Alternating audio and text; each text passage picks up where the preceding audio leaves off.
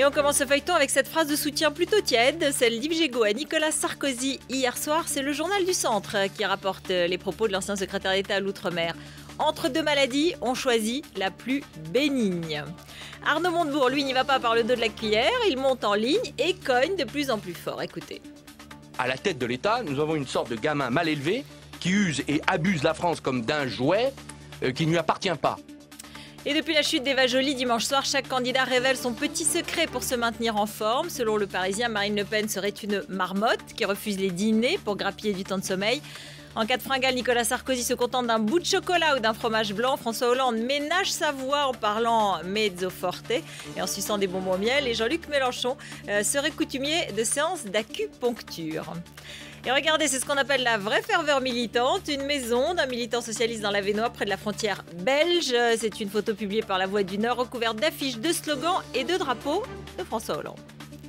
L'œil de Benjamin qui s'intéresse à la campagne de François Bayrou. Il stagne, du coup le candidat hausse le ton et perd même un peu son calme.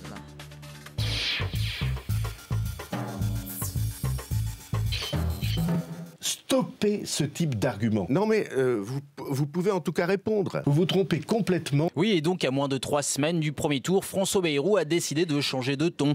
Désormais, le centriste est en colère. Fini le temps du candidat très force tranquille, au milieu des campagnes françaises, jouant aux rassembleurs, certain que son heure était venue. Je pense que beaucoup de Français ne sont pas convaincus du choix dans lequel on voudrait les enfermer, Parti Socialiste, UMP. Oui, désormais, la maison Bayrou est en danger. C'est bien toute la stratégie qu'il faut changer. Car ce qui était inimaginable est arrivé. Celui qui espérait être le 3e homme n'est plus que le 5e. Le sujet de la campagne présidentielle, ça n'est pas les sondages. Alors François Bayrou entend taper du poing et rendre les coups. C'est une campagne de combattants. D'abord contre ceux qui ont volé le débat. La vérité, c'est qu'il y a une entente clandestine entre François Hollande et Nicolas Sarkozy. Mais aussi contre les médias, selon lui, complices du système et inféodés aux grands partis.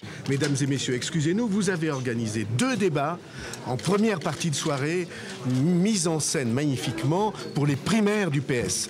Alors excusez-nous, mais le premier tour de l'élection présidentielle, c'est quand même plus important que les primaires du PS. Oui, hausser le ton pour se faire entendre et accélérer sa campagne. C'est l'expression de ma colère. Quitte à ne rien laisser passer, même les plus fines approximations. 2 petites questions, d'abord pour rebondir sur celle de mon collègue. La dernière fois, vous nous aviez dit que vous consacreriez à peu près 100 000 euros. Confrère, oui, confrère. Merci pour la leçon.